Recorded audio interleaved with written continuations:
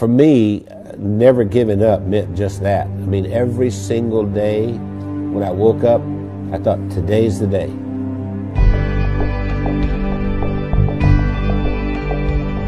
I was the second son in a sharecropper's family, and a sharecropper means that you don't own anything. I mean, you work for someone else who was the landowner. We had practically nothing. Everything was hand-me-downs from someone else. I didn't have shoes, and to this day my toes are all grown under because I didn't have shoes. I remember I had this encounter with my mother, and I said, you know, tell me you love me, and she didn't do it. And so I went down and I sat on this creek bank, and I thought, you know what, I don't care if anybody loves me, I love me.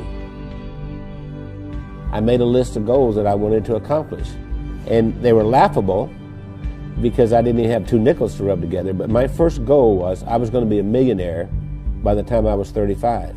Number 2, I was going to have food to eat because we were always hungry. I mean, my little brother and I used to make mud pies to stop the hunger pains, and I was going to travel all over the world. Those were my goals.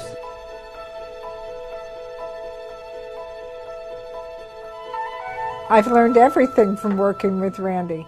I didn't know anything about business. I started out, before I met Randy, I was a teacher, a mathematics teacher.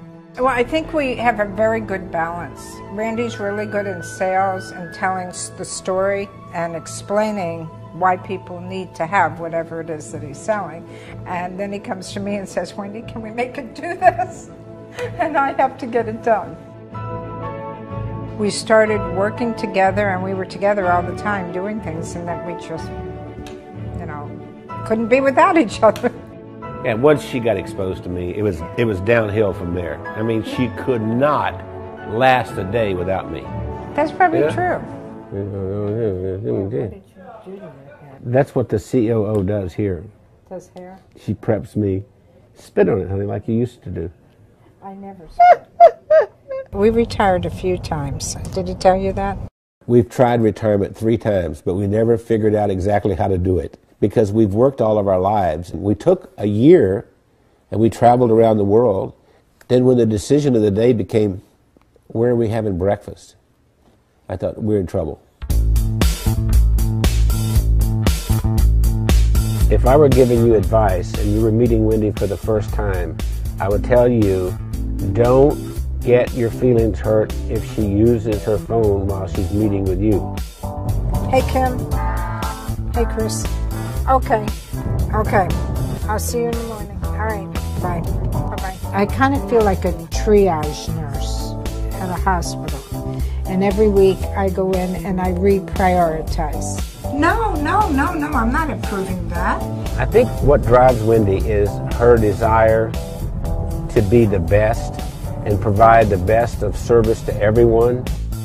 Awakened at 2:30 in the morning, and I hear this little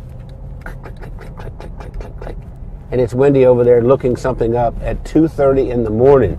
And I'll say, why aren't you sleeping? You can do that tomorrow morning. We are the definition of entrepreneurs. And we don't like doing one thing at a time. We have to do a lot of things at the same time. It's not just Randy and Wendy doing all this work. The whole team, every single one of us works round the clock. Hey, gorgeous. Listen, Bernice has been with us for what, 5, 6 years?